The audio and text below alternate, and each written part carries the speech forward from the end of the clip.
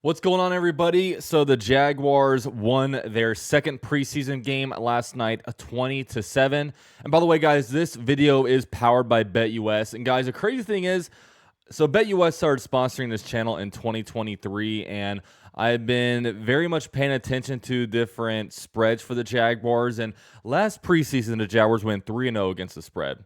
Okay, 3-0 in the preseason and against the spread. And this year so far, the Jaguars are also 2-0 against the spread. Okay, the Jaguars were like 1-point favorites to defeat the Chiefs, which they wound up smashing them. The Jaguars were 2.5-point favorites against the Bucs today. They win 20-7. So if you guys want to play a little bit of money next week on the Falcons, look, the Falcons, I don't think Kirk Cousins or Michael Penix are expected to play. And the Jaguar starters are expected to play.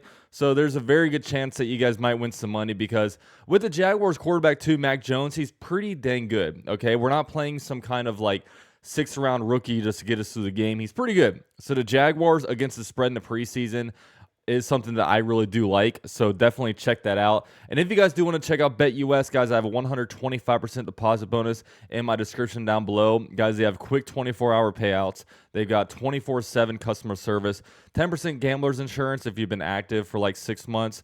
So lots of cool stuff going on there at BetUS. And appreciate them for sponsoring this video. Now let's go ahead and recap this game.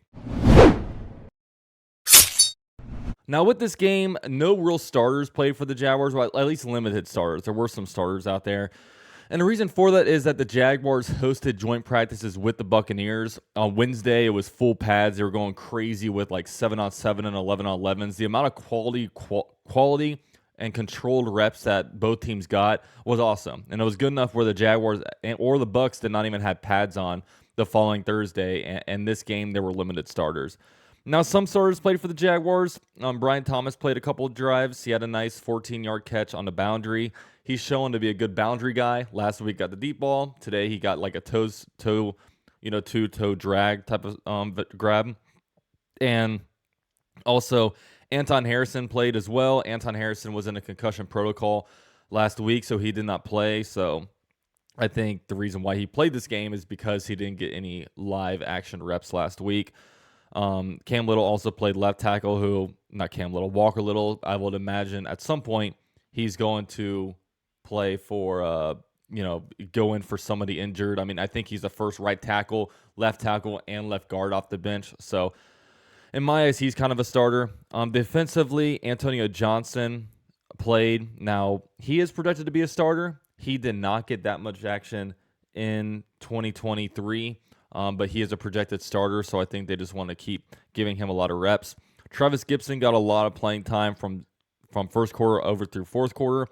Also, Chad Muma. While Chad Muma isn't a starter in nickel personnel, he does come in there when the Jaguars bring on 3 linebackers. But, I think he's the first guy that's going to be off the bench if either Devin Lloyd or Foye Lua can get injured. So he was out there getting a lot of playing time. And also the Jaguars rookie, Jarian Jones, Mason Smith, Jordan Jefferson, all played throughout the game. So those are a few guys out there.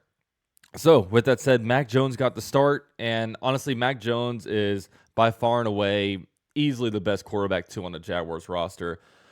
Mac Jones yesterday went 16 for 23, which is a 70% completion percentage, 210 yards passing and 2 touchdowns. And there is a legit drop-off between him and CJ Beathard. Mac Jones just has better pocket presence. He's also just better at getting rid of the ball, whether it's to the check down guy or just making better decisions like that and moving around the pocket. He's both touchdown strikes were good. The one to Parker Washington was great. Also, he had a really good pass to Brevin Easton in stride for a touchdown. I thought his best throw came on an Elijah Cooks drop. So he's by far and away for me quarterback 2 for the Jaguars going forward. Okay, I do like our shot if he needs to ever come in there and play for Trevor Lawrence. Now, Parker Washington continues to have an amazing preseason. 3 catches for 38 yards today, including that touchdown strike on 3rd and 17. Which, by the way, what were the Buccaneers doing that play? They had like 8 guys in a box on a 3rd and 17 at the 25. Bold strategy there, but the Jaguars convert, and Parker Washington gets a touchdown on a nice throw by Mac Jones. So that was really cool to see. Tank Bigsby continues to be he was a real big ball carrier in this one. 3 carries for 37 yards, also 3 receptions for 38 yards. He's shown a lot of confidence, and it's clear that it's clear the difference between him and like some kind of veteran, okay? Because he goes in there, you can tell he's got very, very fresh legs, okay? And he's a guy that I really like how he gets, contact gets him and he can fall forward for 3 or 4 yards, okay? He's doing really good at fighting for those extra yards, and he's showing a lot of burst, okay? I definitely feel a lot better about Tank Bigsby now than I did at this point last preseason before all his regular season shenanigans. So, yeah, Tank Bigsby, I think he's going to have a pretty good role for the Jaguars this year. Offensive line was fine. One guy I wanted to look at a lot was Cooper Hodges. Cooper Hodges got a lot of hype after last year and did not look good. Did not look good. Okay, so he had a rough game today or yesterday. So I don't know if he's going to be starting in there for Brandon Sheriff anytime soon, like a lot of Jaguar fans were asking about. But overall, the Jaguars completely dominated the time of possession in this game. The Jaguars basically got double them. If you look at team stats, Jaguars held the ball for 38 minutes and 15 seconds, while the Buccaneers had it for 21 minutes and 45 seconds. The Jaguars defense held them to only 2 third down conversions out of 11, okay, while the Jaguars had 9 third down conversions versus 17 attempts. Jags were 2 for 2 on fourth down conversions. So, yeah, overall, really, really good game, I thought, for the Jaguars this time when it comes to what the Jaguars did on offense. Now backups, man, the wide receiver 6 battle, I was really excited about. I was like, man, we got a lot of players out here. I mean, Elijah Cooks and Tim Jones, they were on the roster last year.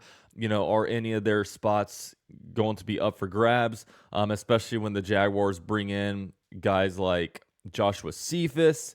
You also have Denzel Mims on the roster. Which one of these guys is going to potentially be able to make an impact and make this roster? It's been really quiet. I mean, Austin Tramwell so far is the best wide receiver, really, I guess, outside of Parker Washington this preseason. He had 4 receptions for 75 yards. Also, he was a primary punt returner. So he's showing the most. I just don't know. I don't think he's going to do enough to make the roster. Really, with the Jaguars, I mean, when you look at his special teams ability, for him, it's going to primarily come in punt return and kick return. I think he's a little too undersized to be a gunner. And, the Jaguars have Devin Duvernay to return punts, okay? And if he gets hurt, we have a Parker Washington back there to return punts. And that worst case scenario, you also have Christian Kirk. But I just don't think Austin Tramwell, when it comes to special teams ability, the Jaguars are going to look at that in the sense of who can be a gunner, who can go out there and block for players and kick return, and who can tackle people and kickoff team. He's just not built for that role. And, he could very well be a practice squad guy, or maybe if a team gets some injuries at punt return, maybe he can go in there and, provide some coverage on there. But Austin Tramwell, by far and away the best wide receiver 6. I mean, we had Joshua Cephas fumble yesterday. Elijah Cooks had 2 targets and 2 drops, including one where it was a really, really good ball by Mac Jones, and he dropped it, and he probably would have got a really, really long touchdown. And it's disappointing because last year we had Elijah Cooks lead the preseason in receiving yards, and then this year he's been kind of invisible. So I don't know what's going on there. Last year, Jaguars kept 7 wide receivers. I don't know if most teams keep 6. I would think at this point it's Tim Jones' spot to lose, just because while Tim Jones isn't flashing out there catching the ball or anything like that, he is primarily a guy that plays gunner on special teams, and he's a guy that if he's in there playing wide receiver, most of the time he's blocking, which is a pivotal role for a wide receiver. As wide receiver, honestly, especially a wide receiver 6, you have to wear a lot of different hats, and that's something that I think. I think the wide receiver 6 is going to be Tim Jones and potentially Elijah Cooks if they continue to like his potential. But we'll just have to see. Another thing with the offense, Press Taylor was once again on the sidelines, so that's something to look out for. I don't know if he's going to be on the sidelines for the regular season games, but that's something to continue to look at. And also, I've been impressed with the Jaguars. They've been pretty clean with like pre-snap penalties. I think they've had 1 false start in these last 2 games. So, when it comes to all the different players coming in and out, all the different offensive linemen you're cycling in there, to not have that many false starts, I think is pretty good. So there's that. When you look at defensively, Travis Gibson, 0 tackles, 1 assist, but I think his production didn't really show on the box score because he was out there generating a lot of pressure, and he was forcing guys to step up in the pocket. So I thought Travis Gibson had a good game. Breeland Speaks, number 67 out there. He was Jaguars just acquired him last week. He's a UFL Defensive Player of the Year. He had himself another sack today, so he's showing himself a knack to get to the quarterback. Also number 90, Otomoewo. I don't know how to say his name, but he had himself a sack this game, so 2.5 sacks for him in this preseason. Tyler Lacey had a really good tackle for loss on the goal line. And when you also look, Cam Little, 2 for 2 on field goals, 2 for 2 on extra points, including a 44-long field goal. I mean, he shows a lot of confidence out there for a rookie, for a kicker. Okay, so hopefully we got that dude on our roster. Now, when you look at injuries, CJ Beathard had a groin injury. He went in, got hit a couple times, then let the Mac Jones came back in. Groin injuries tend to linger, so I would imagine at some point today the Jaguars sign a quarterback. I was thinking maybe the Jaguars sign a Nathan Rourke just because, the Jaguars just need a camp body at this point, somebody that doesn't have to relearn an offense and can just throw the ball. So I was thinking Nathan Rourke, but apparently he just signed like yesterday or a couple days before, like the biggest contract in CFL history, and he actually has a game tonight. So I don't know if you're better off out there playing football games as a starting quarterback in the CFL, or if you're better off being a third-string quarterback in the NFL and being on practice squads. But I don't know. We'll see how that progresses. But the Jaguars, a lot of teams carry 4 quarterbacks in preseason. The Jaguars only have 2 healthy ones right now, so they're going to have to grab somebody out there that's, just wants to throw the ball around for us. So definitely keep an eye on that. Christian Braswell had a hip injury, and also Jarius Jones got hit in the eye. But overall, once again, not too many crazy injuries for the Jaguars. So that's definitely it's definitely good to see. Okay. So man, I'm definitely also. It looks like Stephen Jones also had a shoulder injury and he left the game. So wanted to point that out too. But overall, guys, I don't know. I'm just ready to get through this preseason. This is the toughest preseason game to really watch and stuff, just because with limited starters playing and there just wasn't a lot of excitement this game. So the Jaguars, 3 weeks from today, we have our opener against the Miami Dolphins, but we still do have one more preseason game. It's on Friday night. The Jaguars will go to Atlanta and play the Falcons. So just get me through that game. And then, boom, we're in real football. We can start our fantasy drafts.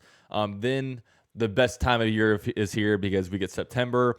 All the football leads us into Thanksgiving and Christmas and to nice weather down here in Florida. It's a vibe, okay? It's a total vibe, and I'm here for it. I'm definitely here for it. But with that said, thank you guys all so much for watching this video. Please do myself a favor and drop a like.